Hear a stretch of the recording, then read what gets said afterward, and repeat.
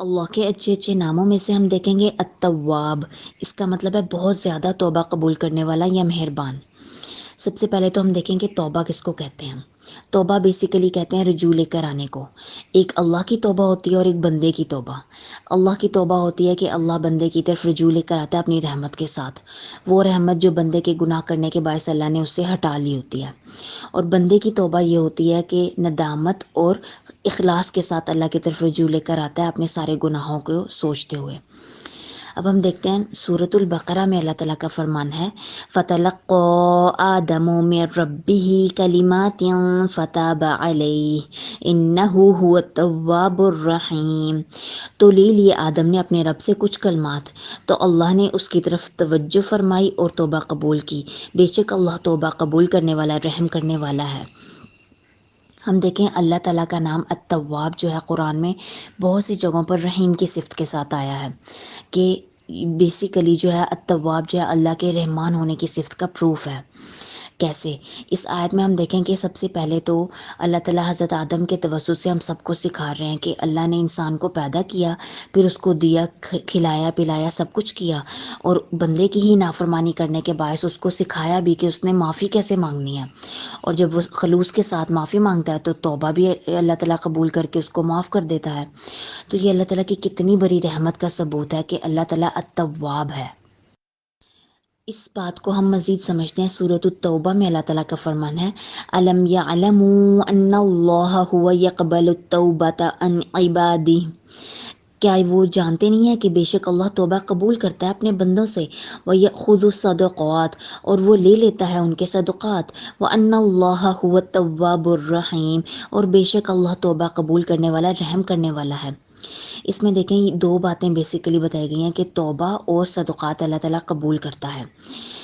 حالانکہ ہم دیکھیں کہ انسان کے اندر ان دونوں باتوں کو لے کر ڈاؤٹ آتا ہے، شیطان انسان کو ان دونوں باتوں میں ڈاؤٹ دلاتا ہے کہ شاید تمہاری توبہ قبول ہوئی ہے، شاید نہیں ہوئی، اسی طرح سے پتہ نہیں تمہارے صدقات قبول ہو رہے ہیں یا نہیں ہو رہے۔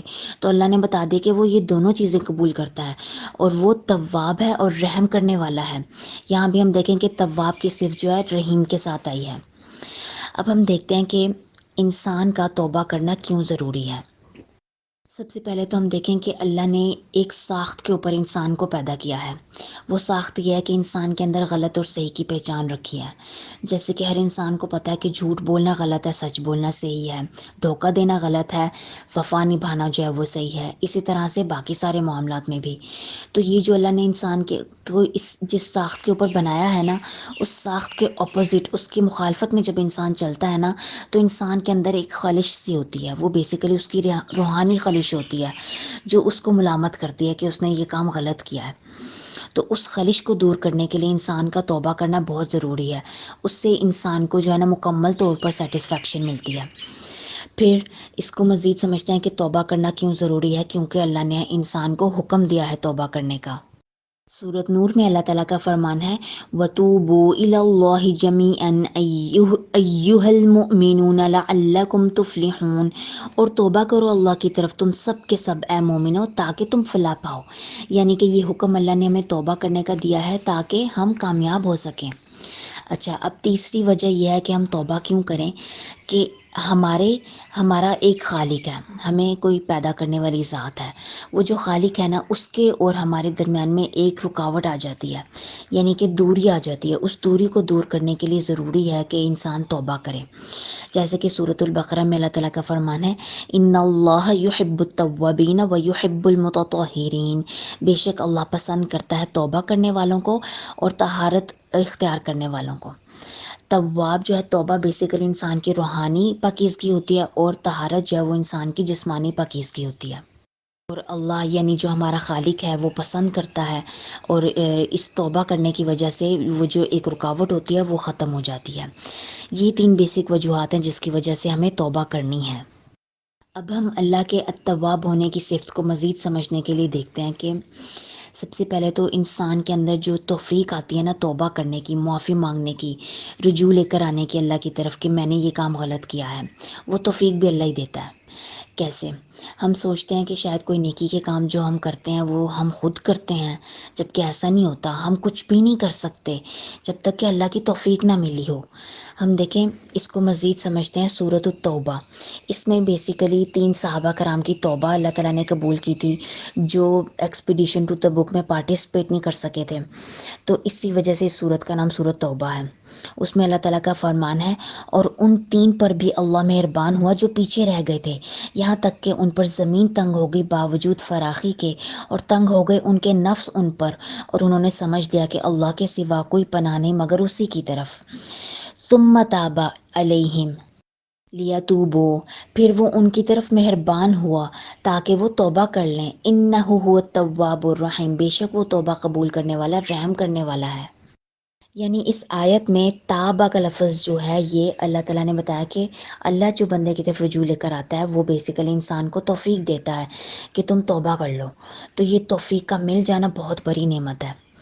پھر اس کے بعد ہم دیکھیں کہ اللہ تعالیٰ التواب ہے، توفیق دیتا ہے، اس کے بعد وہ اس نے ہمارے لیے توبہ قبول کرنے کے اسباب بنائے، جیسے کہ اس نے جنت میں جانے کے اسباب بنائے ہیں کہ یہ اعمال کرو تو جنت میں جاؤ گے، یہ اعمال کرو تو دوزخ میں جاؤ گے. پھر اسی طرح اس نے ہمیں بتا دیا کہ یہ اعمال کرو گے تو توبہ کر سکو گے اللہ کے سامنے. اس میں بہت سے طریقے ہیں، صدقات دے کر، رو کر، گر گرا کر، بہت سی دعائیں مانگ کر، جیسے کہ انبیاء کرام نے کیا، صحابہ کرام نے کیا. پھر اسی طرح سے اللہ تعالیٰ التواب ہے کہ وہ توبہ کیسے قبول کرتا ہے. جس طرح سے جس لیول پر بندہ توبہ کرتا ہے نا اللہ سے، اسی لیول پر اللہ تعالیٰ توبہ قبول کرتا ہے. ہم دیکھیں کہ یہ کتنی بڑی بات ہے کہ ایک انسان کے گناہ بالکل ڈیفرنٹ ہوتے ہیں، اس کی زندگی کے سارے گناہ بھی اگر ہم کاؤنٹ کریں تو بالکل ڈیفرنٹ ہیں. اسی طرح سے ہر انسان کے اس روئے عرض پر جتنے بھی انسان آ چکے ہیں یا آ رہے ہیں یا اس وقت موجود ہیں یا آئیں گے قیامت تک، سب کے گناہوں کی نوعیت ڈیفرنٹ ہوتی ہے، ان کے حالات و واقعہ ڈیفرنٹ ہوتے ہیں، اور سب کی توبہ اللہ تعالیٰ قبول کرتے ہیں. یہ کتنی بڑی رحمت ہے اس کی. یعنی جس تکرار سے بندہ توبہ کرتا ہے اسی تکرار سے اللہ تعالیٰ اس کی توبہ بھی قبول کرتے ہیں، اس کے گناہوں کے اختلاف کے باوجود. پھر اسی طرح اللہ تعالیٰ التواب ہے کہ وہ انسان کے گناہ معاف کرنے کے ساتھ ساتھ اس کو ثواب بھی دیتا ہے. اس کو سمجھنے کے لیے اگر ہم انسان آپس میں بیہیویئر دیکھیں، سب سے پہلے تو ہم کسی کی کوئی ہم سے معافی مانگے تو ایک سے دوسری دفعہ بھی مانگ لے تو ہمارا کیا رویہ ہوتا ہے کہ بار بار آ جاتے، بار بار کیوں غلطی کرتے ہو، ہمارے اندر کتنی تنگی ہے. تو اللہ تعالیٰ جو ہے وہ کتنا فراخ ہے کہ وہ ہر طرح سے توبہ قبول کرتا ہے، ہر قسم کی توبہ قبول کرتا ہے، صرف نیت خالص ہونی چاہیے. اور اس توبہ کے ساتھ ثواب بھی دیتا ہے، یعنی بندے کی درجات بھی بلند کرتا ہے. کتنی بڑی بات ہے. ہم سے اگر کوئی معافی مانگتا ہے کسی بات کے اوپر، اگر ہم تنگ دلی کے ساتھ اس کو معاف بھی کر دینا تو ہمارے دل کے اندر وہ بات کہیں نہ کہیں کسی کونے میں پڑی ہوتی ہے. ہم اس بندے کو اس بات کے ساتھ ہی ڈیل کرتے ہیں. زیادہ تر بہت کم ہوتا ہے کہ ہم بالکل بھلا دیں، لیکن اللہ تعالیٰ ٹوٹلی بندے کے سارے گناہ معاف کر کے اس کو مزید اجر دیتا ہے، اس کے درجات بلند کر دیتا ہے دنیا میں بھی اور آخرت میں بھی، اور اس کو مزید نیکیاں کرنے کی توفیق دیتا ہے. تو یہ اللہ تعالیٰ کی تواب ہونے کی صفت بالکل ہی انسانوں سے مختلف ہے. اور اس کے ساتھ ہی ہم دیکھیں کہ اللہ تعالیٰ جو بندے کو مہلت دیتے ہیں، یہ بھی اس کی کتنی بڑی رحمت ہے. اس کے تواب ہونے کی دلیل ہے کہ اللہ تعالیٰ بندے کو مہلت دیتا ہے کہ بندہ رجوع لے آئے گا، پلٹ آئے گا. اگر اللہ تعالیٰ فوراً سے گناہ پہ پکڑ کر لے تو پھر تو زمین کے اوپر کوئی بھی بندہ واپس نہ رہے، سلامت ہی نہ رہے، ہر کوئی اپنی سزا بھگت رہا ہو یا مر چکا ہو. تو اللہ تعالیٰ نے جو مہلت دے رکھی ہے، ہماری زندگی میں بہت سے واقعات ایسے ہوتے ہیں کہ بہت سے لوگ اپنے گناہوں کی ساری زندگی گزار کر تو پلٹ آتے ہیں، اللہ کی طرف چل پڑتے ہیں. کیوں؟ وہ اللہ نے مہلت دی ہوتی ہے. اس مہلت کی وجہ سے اللہ تعالیٰ دیکھتا ہے کہ بندہ جو ہے وہ کس طرح کا عمل کرتا ہے، پھر اس کی بیس پر اللہ تعالیٰ اس کی طرف رجوع لاتا ہے اور پھر بندہ بھی رجوع لے آتا ہے. یعنی ہم دیکھیں کہ بیسیکلی اس دنیا میں انسان کے 3 بیہیویئر ہوتے ہیں. ایک تو یہ ہوتا ہے کہ بندہ غلطی کرتا ہے، پھر اس کو توفیق ملتی ہے اللہ کی طرف سے، اور اس توفیق کی وجہ سے وہ معافی مانگتا ہے، اللہ تعالیٰ اس کی معافی قبول کر لیتا ہے اور وہ معاملہ اس کا برابر ہو جاتا ہے. پھر دوسرا بیہیویئر یہ ہوتا ہے کہ اللہ تعالیٰ بندے کو معاف کرتا ہے لیکن اس کو سزا دینے کے بعد، دنیا میں بھی اور آخرت میں بھی. پھر تیسرا بیہیویئر یہ ہوتا ہے کہ اللہ تعالیٰ بندے کو اس کے حال پر چھوڑ دیتا ہے دنیا میں، کہ جو کر رہا ہے کرتا رہے، اس کو توبہ کی کوئی توفیق نہیں ملتی.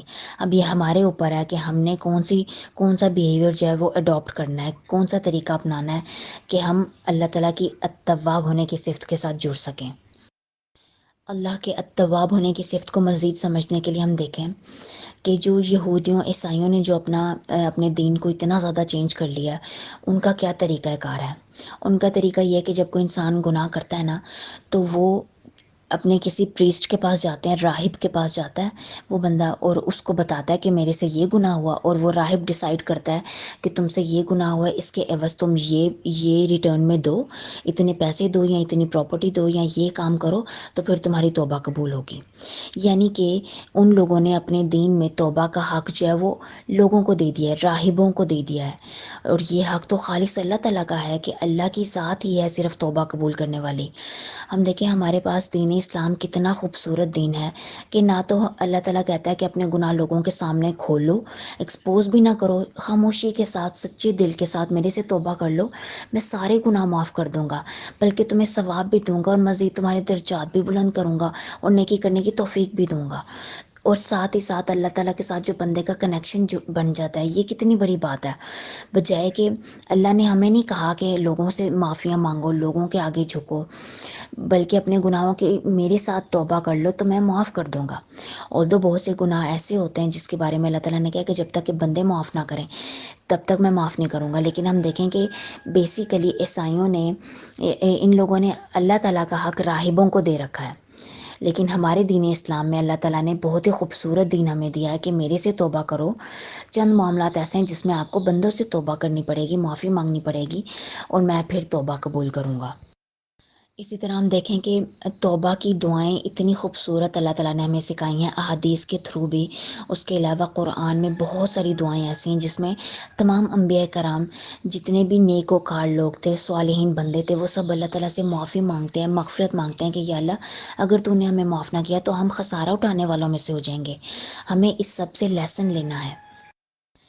اس بات کو مزید سمجھنے کے لیے ہم دیکھیں کہ نبی صلی اللہ علیہ وآلہ وسلم کتنے اعلیٰ درجے کے انسان ہیں اس دنیا میں، اور ان کی عبادت بھی جو ہے وہ اعلیٰ درجے کی رہ چکی ہے، ان کا توکل اللہ کے اوپر اعلیٰ درجے کا رہ چکا ہوا ہے۔ ان کی حدیث ہے کہ بے شک البتہ غبار آ جاتا ہے میرے دل پر بھی، اور بے شک البتہ میں استغفار کرتا ہوں اللہ سے دن میں 100 بار۔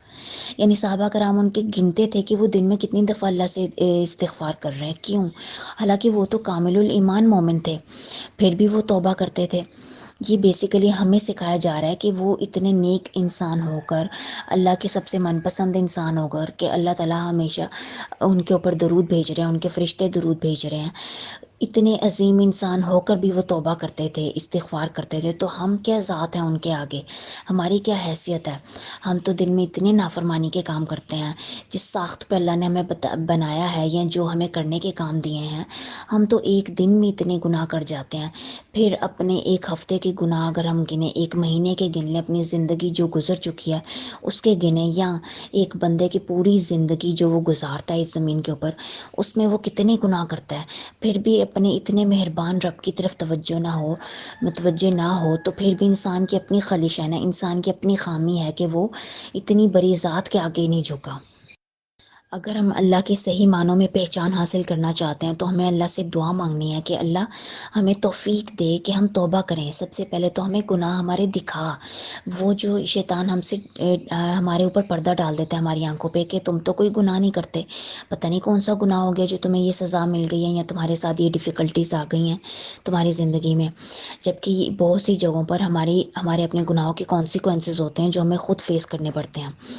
تو اللہ سے سب سے پہلے تو دعا کریں کہ یا اللہ ہمیں ہمارے گناہ دکھا، پھر ہمیں توفیق دے کہ ہم تیری طرف رجوع لے کر آئیں، معافی مانگیں، ندامت فیل کریں اس پر، اور پھر مزید جو ہے وہ اپنے ذہن کو تیار کریں کہ ہم ان گناہوں سے بچیں گے۔